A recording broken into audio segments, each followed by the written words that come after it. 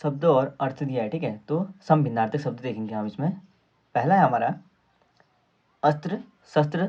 शब्दों में अस्त्र का अर्थ फेंक कर चलाए जाने वाला हथियार, जबकि शस्त्र का अर्थ है तो अस्त्र जो होते हैं ना, अस्त्र जो होते हैं जो फेंक के चलाए जाते हैं उन्हें अस्त्र कहते हैं, और जो हाथ में रह के चलाए जाते हैं जो शायद हाथ में होते हैं ना उन्हें शस्त्र कहा जाता है, ठीक है।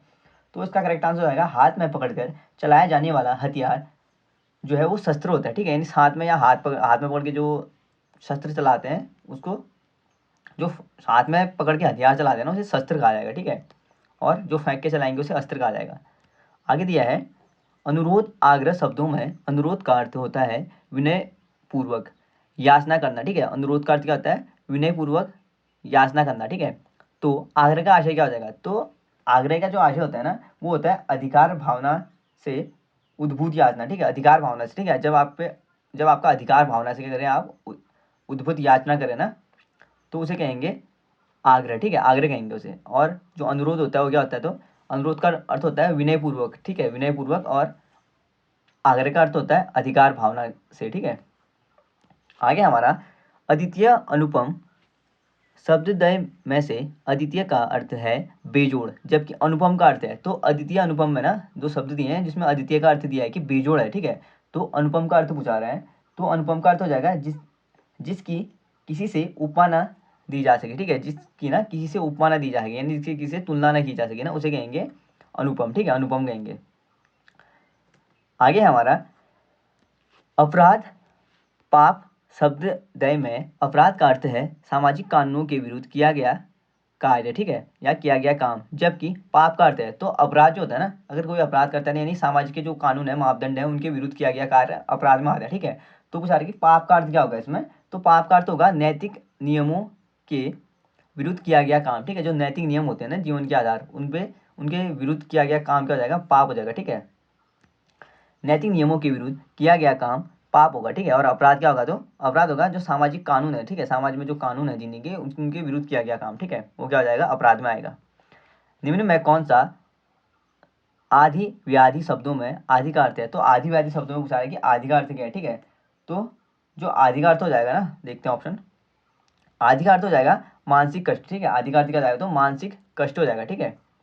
आगे दिया है निम्न में से कौन सा कौन सा अवस्था, ठीक है, आयु शब्दद्वय में आयु का अर्थ है? तो आयु शब्दद्वय में जो आयु का अर्थ पूछा रहा है आयु का, वो क्या हो जाएगा? तो व्यक्ति की कुल उम्र, ठीक है। आयु आपकी पूछता ना आपकी आयु क्या है, यानी व्यक्ति की कुल उम्र के बारे में पूछाता है, ठीक है, उस टाइम पीरियड पे।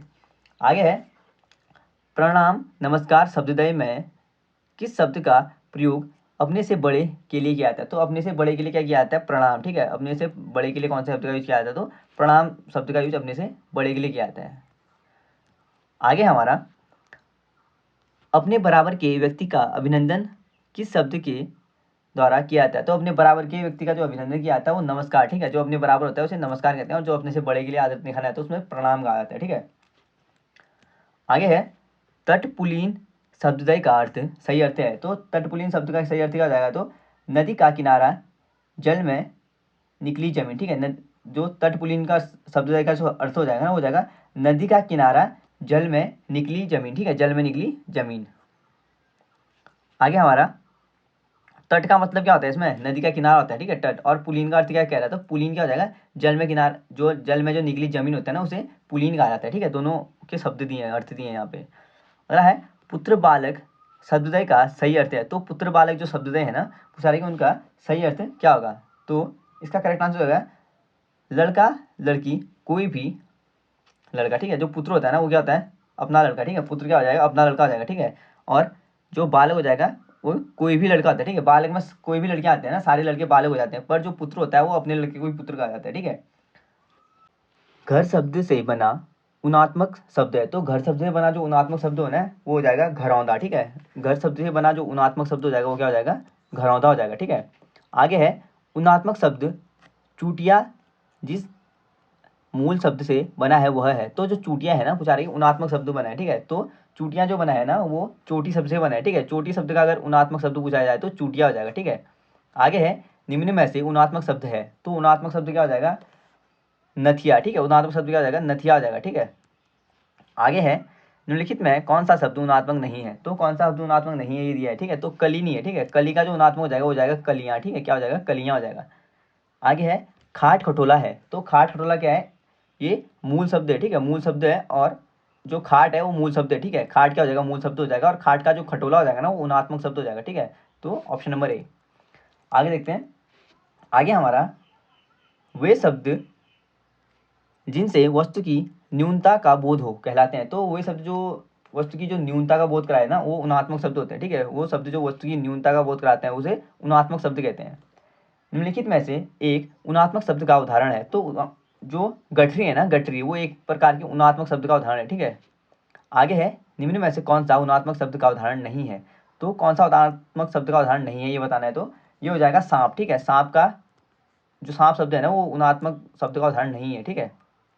आगे हमारा 19 का शाब्दिक विवेचन है। तो 19 जो है ना, सॉरी 29, तो 29 का जो शाब्दिक जो विवेचन हो जाएगा ना वो क्या हो जाएगा? तो जो ऊन एक कम हो 30 से, ठीक है। जो क्या हो जाएगा? एक कम हो 30 से, ठीक है।